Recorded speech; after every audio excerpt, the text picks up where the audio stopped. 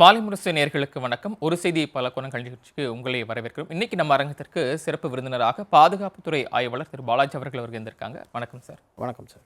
Sir, இப்போ வங்கதேசத்தில் திரும்ப கலவரம் அதிகரிச்சிருக்கு அப்படின்னு தான் சொல்லணும். மாணவர் அமைப்பு தலைவர் கொலை, அங்கே இருக்கக்கூடிய இந்திய சிறுபான்மையினர், இந்தியர்கள் உள்ளிட்ட நிறைய பேரும் தாக்குதல். இதற்கான காரணம் என்ன? பின்னணியில் யார் இருக்கிறத சொல்லப்படுது? என்ன காரணம்? அதாவது சார், பங்களாதேஷ் நமது நாட்டின் ஒரு முக்கியமான ஒரு அண்டை நாடு. நமது நாட்டின் கூட அந்த நாடு உருவாகத்துக்கு காரணமே இந்தியா ஒரு மிகப்பெரிய ஒரு காரணமாக இருந்தது.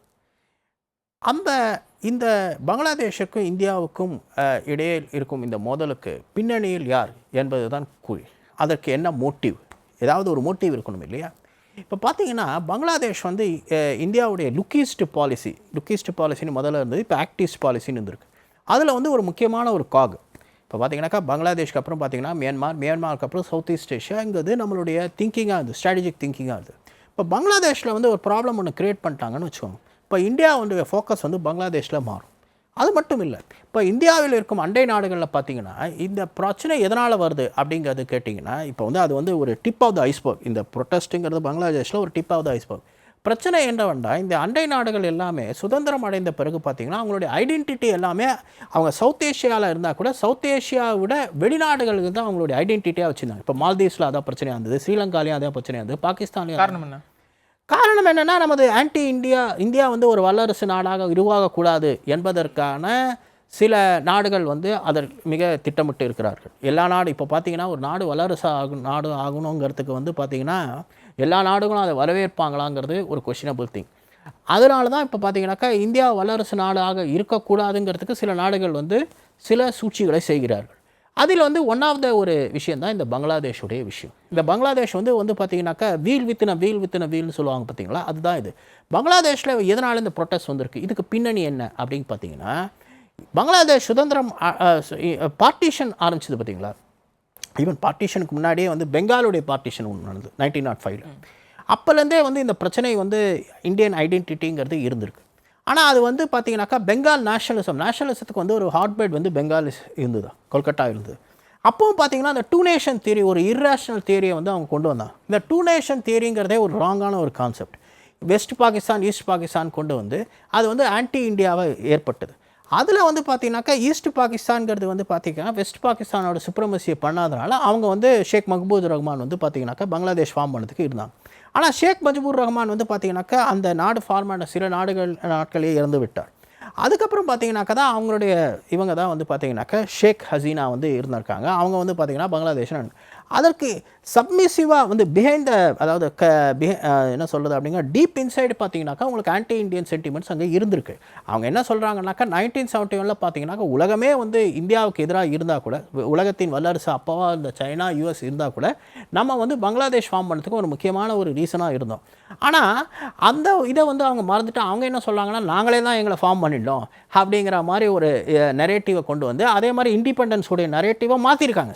த ப்ராப்ளம் இஸ், அந்த நரேட்டிவை மாற்றிருக்காங்க. அது எதனால் மாறினது அப்படிங்கிறது கேட்டிங்கன்னா, நம்ம மேலேயும் சில தவறுகள் இருக்குது. நம்ம கூர்ந்து அதை நம்மளுடைய வெளியுறவுத்துறை கூர்ந்து அதை கவனிக்கணும். அங்கே இருக்கிற ஆக்டிவிட்டீஸை அது சில சமயம் தவறு விட்டதுனால அந்த நரேட்டிவை அவங்க மாற்றிருக்காங்க. இப்போ இருக்கிற ஜெனரேஷன் என்ன பண்ணியிருக்காங்கன்னா, அந்த நரேட்டிவை அவங்க அக்செப்ட் பண்ணியிருக்காங்க. அது ராங். அதுதான் பார்த்திங்கனாக்கா இந்த பிரச்சனையின் காரணம், இந்த பிரச்சனைக்கான ரீசன். ஆனால் இது இந்த நரேட்டிவ்ங்கிறது ரொம்ப நாளைக்கு இருக்குமாங்கிறது தான் இருக்காது. அதுதான் யாருக்கும். இப்போ மால்தீவ்ஸில் ஆன்டி இண்டியன் சென்டிமெண்ட் இருந்தது, ஸ்ரீலங்காவில் இருந்தது, நேபாளில் இருந்தது. ஆனால் அவங்க ஏன் குறைஞ்சிட்டாங்க அப்படின்னு கேட்டிங்கன்னா, அவங்க காலகட்டத்தில் பார்த்திங்கனாக்கா அங்கே இருக்கிற கவர்மெண்ட் மாறும்போது, அங்கே இருக்கிற ரூலர்ஸ் மாறும்போது அவங்க மாறிடுறாங்க. இப்போ முகமது யூனிஸுங்கிறவர் யார்? அவரே பார்த்திங்கனாக்கா who is a credible person. ஆனால் பார்த்திங்கனாக்கா முகமது யூனிஸை நம்ம பார்த்திங்கனாக்கா நம்ம நாட்டில் இப்போ 2014 முன்னாடி இருக்கிற கவர்மெண்ட் பார்த்திங்கன்னா அவங்க நிறைய இடங்களில் ஃபெசிலிட்டேட் பண்ணியிருக்காங்க. அவங்க நோபல் பிரைஸ் வாங்கினதுக்காக. எதுக்காக? என்ன ரீசன்? அவருக்கு இந்தியா ஆன்டி ப்ரோ இண்டியன் சென்டிமெண்ட்டே அவர் கிடையாது. அதெல்லாம் எதுக்காக செஞ்சாங்க? ஸோ இந்த மாதிரி இதை கூர்ந்து கவனிக்காமல் நம்ம பண்ணது தான். ஆனால் மாணவர்களாக நடத்தின போராட்டத்தில் போராட்டத்தின் முடிவில் அடுத்து யார் பொறுப்புக்கு வரணும் அப்படின்றப்போ இவரோட பேர் தான் நிறைய பரிந்துரை கூட சொல்லப்படுது. அவரோட பேர் ஏன் பரிந்துரை பண்ணதுனாக்கா, அவர் ஒரு பாப்புலரான ஒரு லீடராக இருப்பார். இப்போ பார்த்தீங்கன்னாக்கா, சவுத் ஏஷியாவில் பார்த்தீங்கன்னா எப்பவுமே இந்த என்ஜிஓஸ் நடத்துகிறாங்க பார்த்தீங்களா, இந்த என்ஜிஓஸ் நடத்துகிற லீடர்ஸை எல்லாருக்குமே ரொம்ப பிடிக்கும். நம்ம நாட்டிலே கூட சில சமயம் சில இதெல்லாம் அது வந்து பட் ஆனால் அதோட கிரெடிபிலிட்டிங்கிறது ஒரு கொஸ்டினபிள் திங். அவங்க எலெக்டட் பர்சனா, அவர் யார், அவர் இசிஎன் எலெக்டட் பர்சன் கிடையவே கிடையாது. அங்கே மிலிட்ரி ரூல் வந்து 12லே வர வேண்டியது. அந்த மிலிட்ரி ரூல் வராமல் இருக்கிறதுக்கு என்ன ரீசன் இருந்தது? அது வந்து இந்தியா தான் இன்டர்வீன் பண்ணி அங்கே கொண்டு. ஸோ அதெல்லாம் வந்து பார்த்துறதை விட்டுட்டு பங்களாதேஷில் எப்பவுமே பிரச்சனை இருந்து தான் இருக்குது. அந்த பிரச்சனைக்கான ரீசன் இதுதான் காரணம். அந்த பிரச்சனையை வந்து சரிப்படுத்தாது தான் அவங்களுடைய ரீசன்கிறது நான் சொல்லுவேன். Okay sir. இன்னொன்று சொல்லப்படுது, இந்த ஒரு வாய்ப்பை பயன்படுத்திட்டு அண்டை நாடான பாகிஸ்தானும் சீனாவும் உள்ள வர பார்க்குறாங்க, பொருளாதார ரீதியாக அவங்க அங்கே ஸ்ட்ராங் பண்ண பார்க்குறாங்க, ராணுவ ரீதியாக உள்ள வர பார்க்குறாங்க அப்படின்னு சொல்லப்படுது. கண்டிப்பாக பாகிஸ்தானோட வேலையே வந்து பார்த்தீங்கன்னாக்கா நம்ம நாட்டில் வந்து என்ன சொல்கிறது, அப்படி ஊர் 2 போட்டால் கூத்தாடிக்கலாம்ங்கிற மாதிரி தான். அவங்க வந்து எப்போவுமே பார்த்தீங்கன்னாக்கா எங்கே வந்து இந்தியாவுக்கு எதிராக என்ன இருக்கோ அதை வந்து நம்ம பண்ணோம். ஆனால் நம்மளுடைய பிரச்சனை இருக்குது. நம்ம வந்து பாகிஸ்தானில் சில விஷயங்களை வந்து ப்ரொபரைஸ் பண்ணுறோம். இப்போ இம்ரான் கான் இருந்தார் பாகிஸ்தானில். இம்ரான் கானை எதுக்காக நம்ம வந்து இம்ரான் கான் வந்து ஜெயிலில் இருந்தால் நமக்கு என்ன? நான் what we should worry about that issue. Imran Khan என்ன நம்ம நாட்டுக்கு எதாவது ஃபேவர் பண்ணியிருக்காரா? அதை வந்து நம்ம எதுக்காக யூஎனில் போய் பேசிகிட்டு இருக்கோம்? இப்போ பார்த்தீங்கன்னா ஒரு லாஜிக்கல் நம்ம கவர்மெண்ட்டில் வந்து பார்த்தீங்கன்னாக்கா சில அட்வைசர்ஸ் வந்து கரெக்டாக சொன்னோம், ரைட்டு. அவங்க வந்து ஒரு இன்டர்நேஷ்னல் ஃபாரம்ங்கிற போது ஹியூமன் ரைட்ஸுங்கிற சொல்லலாம். பட் ஆனால் பாலாகோட் ஸ்டேட் நடக்கும்போது அவர் தான் இருந்தார், இம்ரான் கான் தான் இருந்தார். பாலாகோட் ஸ்டேட் ஏன் நடந்தது? இங்கே தீவிரவாதிகள் தாக்கல் நடந்ததுனால இங்கே இருந்தார். அவர் என்ன ப்ரொமோட் பண்ணலையா அவங்களோட தானே இருந்தார். அவர் வந்து பார்த்தீங்கன்னாக்கா ஆப்கானிஸ்தானில் இருக்கிற தீவிரவாதிகளோடய அவர் ப்ரொமோட் பண்ணி தான் இருக்கார். நம்மளுடைய நரேட்டிவ் இந்தியாவுடைய ப்ராப்ளம் என்னென்னா, நம்ம நாட்டில் சில சமயங்களில் பார்த்தீங்கன்னா சில பேரை நம்ம வந்து ஓவராக வந்து எலிஜைஸ் பண்ணிடுறோம். இதுதான் இந்த பிரச்சனைக்கு காரணம். முகமது யூனிஸை பண்ணோம், ஈவன் நஷீதுன்னு ஒருத்தர் இருந்தார் மால்தீவ்ஸில், அவரை பண்ணோம். இதெல்லாம் வந்து பார்த்திங்கன்னா ஈவன் நேபாளில் பிரேம்சந்தான்னு ஒருத்தர் இருந்தார், அவரை பண்ணோம். எதுக்காக வந்து அவங்கள வந்து ப்ரொமோட் பண்ணிட்டு நம்ம ஈவன் டு லார்ஜர் எக்ஸ்டென்ட் ஸ்ரீலங்காவில் பார்த்தீங்கன்னாக்கா பிரேமதாசா, இவங்கள அது பேர் என்ன, ஜெயவர்தனா, இவங்கள கூட நம்ம வந்து ப்ரொமோட் பண்ணுறோம். எதுக்காக? அவங்க வந்து they are not actually very bro Indian. இது வந்து ஃபாரின் பாலிசி அண்ட் டிஃபென்ஸ் பாலிசியில் வரும்போது ரியலிஸ்டிக்காக எந்த அளவுக்கு இருக்கணுமோ இருக்கணும். நம்ம ரியலிஸ்டிக்காக இல்லைங்கிறது தான் அது ஆக்சுவலாக வந்து உண்மை. அதை வந்து அட்வான்டேஜ் எடுத்துன்னு இந்த மாதிரியான ஆட்கள் செய்யணும். ஆனால் மியான்மரில் நம்ம ரியலிஸ்டிக்காக இருந்தோம். மியான்மரில் பார்த்தீங்கன்னா யாங்காங் ஷுகிஷி இருந்தாங்க, அவங்க ப்ரோ இண்டியனாக இருந்தாங்க. ஆனால் யாங்காங் ஷுகிஷிக்கு அப்புறம் மிலிட்ரி ரூல் வந்ததுக்கப்புறம் நம்ம என்ன பண்ணலாம், அவங்களோட நம்ம கோஆப்ரேட் பண்ணியிருக்கோம். புரிஞ்சுங்களா? It is not to say that we did not do that, we also did with them. So இது வந்து பார்த்தீங்கன்னா நம்ம நாட்டில் வந்து நெரேட்டிவ்ங்கிறது எப்படின்னா, நம்ம நாட்டில் வந்து ஒரே மாதிரியான நெரேட்டிவ் கொண்டு போயிட்டுருக்கோம். அதுதான் தவறுங்கிறது என்னுடைய ஒரு இது. Okay sir. இப்போ வந்துட்டு இப்போ இருக்கக்கூடிய கலவரம் அதிகரிச்சுட்டு வரக்கூடியதில் ஒரு ஒரு ஒரு பார்ட்டாக வந்துட்டு அங்கே இருக்கக்கூடிய சிறுபான்மையினர் இந்தியர்கள் வந்து தாக்கப்படுறாங்க, ஒருத்தர் கூட கொலை செய்யப்பட்டாரு பார்க்குறோம். இந்த ஒரு நடவடிக்கைக்கு எதிர்வினையாக இந்தியா தரப்பில் எடுக்கப்படக்கூடிய நடவடிக்கை அப்படின்னு சரியாக இருக்கா? வெறும் கண்டனம் தான் தெரிவிச்சிருக்காங்க, வேறு எதுவும் ஒரு ஸ்டெப் எடுக்கிறது சரியாக இருக்குன்னு நினைக்கிறேன். ஆக்சுவலாக வந்து இந்த பிரச்சனை வந்து பார்த்தீங்கன்னா கொஞ்சம் டீப்பாக பார்க்கணும். அங்கே இருக்கிற வந்து பார்த்தீங்கன்னா பெங்கால் சொசைட்டியில் பார்த்தீங்கன்னா ஹிந்து முஸ்லீம் எல்லாருமே ஒன்றா தான் இருந்தாங்க.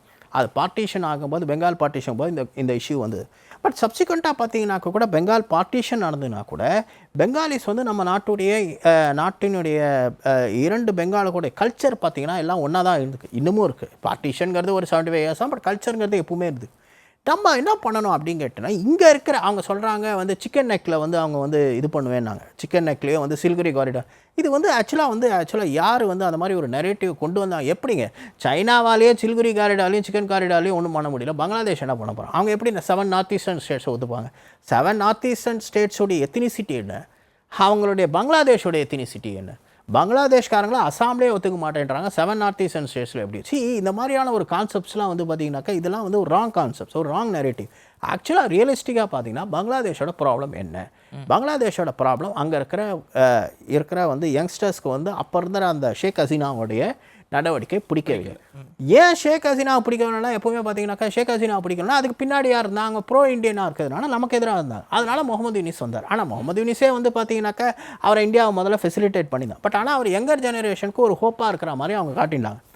ஆனால் விஷயம் என்னன்னாக்கா, இன்றைக்கி இருக்கிற ப்ரொட்டஸ்ட்க்கு அங்கே இருக்கிற சிறுபான்மையை தாக்கப்படுறதுக்கு நம்ம என்ன செய்யணும்னாக்கா, இங்கே இருக்கிற கவர்மெண்ட் வந்து பார்த்தீங்கன்னாக்கா அங்கே இருக்கிற கவர்மெண்ட்டை ஹோல்ட் பண்ணி அக்கௌண்ட் பண்ணி இந்த மாதிரி செய்யக்கூடாது அப்படிங்கிறத ஃபோர்ஸ்ஃபுல்லாக சொல்லணும். அது நம்ம எப்போ சொல்கிறோமோ அப்போ தான் வந்து நம்மளுடைய இஷ்யூ வருமே தவிர, நம்ம வந்து அதை வந்து ஒரு இதுவாக வந்து அலோவ் பண்ணுறது தான் நம்மளுடைய பிரச்சனை. ஓகே, இந்தியா மேலே ஒரு எதிர்மறையான பிம்பம் அங்கே வங்கதேசத்தில் உருவாகிறதுக்கு இன்னொரு காரணமும் சொல்லப்படுது. ஷேக் ஹசீனா அவங்க வந்து நமக்கு அடைக்கலம் கொடுத்து வச்சுருக்கோம் அப்படின்னு சொல்லப்படுது. இந்தியாவுக்கு எதிரான பிம்பம் என்றைக்குமே அவங்களுக்கு இருந்திருக்கு. 71 நம்ம ஜெயிச்சவங்க கூட அந்த பிம்பம் இருக்குது. அந்த பிம்பத்தை வைத்து பேசல. ரியலிஸ்டிக்காக என்ன?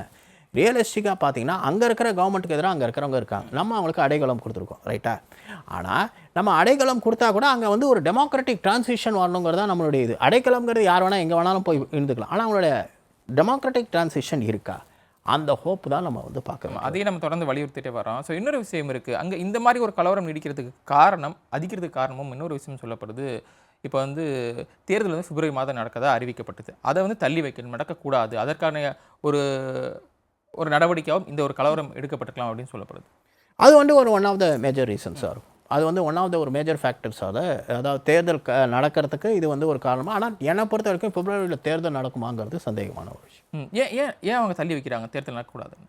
ஏன்னா அதுக்கு வேறு இப்போ வந்து கலவரமான சூழ்நிலை தேர்தல் நடக்கக்கூடாது அப்படிங்கிறதுக்காக அவங்க தள்ளி வச்சு. இன்னொரு விஷயம் வந்து பொருளாதாரம் பார்க்கணும் இல்லையா? இவ்வளோ ஒரு வருஷத்துக்கு மேலே அங்கே வந்து தொடர்ந்து போராட்டமானது நடந்துகிட்டு இருக்கு. பொருளாதாரம் பாதிக்கப்படும் இல்லையா? ஸோ இதை மீட்டமைக்க அவங்க என்ன தான் பண்ணுவாங்க? ஏன்னா அண்டை நாடு இந்தியா வேறு ஒன்று இருக்குது, நம்மளும் அங்கே வந்து ஜனநாயகம் இருக்குன்னு சொல்கிறோம். இந்த நிலையில் அங்கே போராட்டமும் வலுப்பட்டு இருந்து பொருளாதார சூழலும் பாதிக்கப்படும் இல்லையா? பொருளாதார சூழல் கண்டிப்பாக பாதிக்கப்படும். இப்போ பங்களாதேஷின் உள்ளூர பொருளாதார சூழல் கண்டிப்பாக பாதிக்கப்படும். ஸோ என்ன அவங்க நடவடிக்கை எடுப்பாங்கன்னு நினைக்கிறீங்க? கடுமையான நடவடிக்கைகள் எடுப்பார். ஒருவேளை தேர்தல் தள்ளி போச்சு அப்படின்னா எப்போ நடக்கலாம்? தேர்தல் வந்து அடுத்த என்னை பொறுத்த வரைக்கும் பார்த்தீங்கன்னாக்கா, என்னுடைய அனுமானம் என்னன்னாக்கா, அடுத்த ஆண்டு இறுதியில் தேர்தல் நடக்கும் என்பது தான் என்னுடைய. ஏன்னா இந்த கலவரமான சூழ்நிலையில் தேர்தல் நடக்குமாங்கிறது சந்தேகமான ஒரு விஷயமாக உள்ளது. ஓகே, இது பாகிஸ்தான் சீனாவை தாண்டி வேற எந்த நாட்டுக்கு இதில் தொடர்பு இருக்குதா நீங்கள் நினைக்கிறீங்க? இல்லை, பாகிஸ்தான் சீனாவுக்கு தான் அதிகமான தொடர்பு இருக்குதான் எனக்கு தெரியுது. பாகிஸ்தானுக்கு வந்து அதுக்கப்புறம் சீனாவுக்கு தொடர்பு இருக்குது. பங்களாதேஷில் ஆன்டி இண்டியன் ஆக்டிவிட்டிஸ் ஏற்படுத்துவதற்கு தொடர்பு இருக்குங்கிறது எந்த சந்தேகமும் இல்லை. ஓகே சார், நிகழ்ச்சியில் பயணிக்கிட்டு பல்வேறு கருத்துக்களை தான். நன்றி சார். நன்றி சார், தேங்க்யூ சார். நேயர்களே, மற்றும் ஒரு நிகழ்ச்சியில் சந்திக்கலாம். நன்றி, வணக்கம்.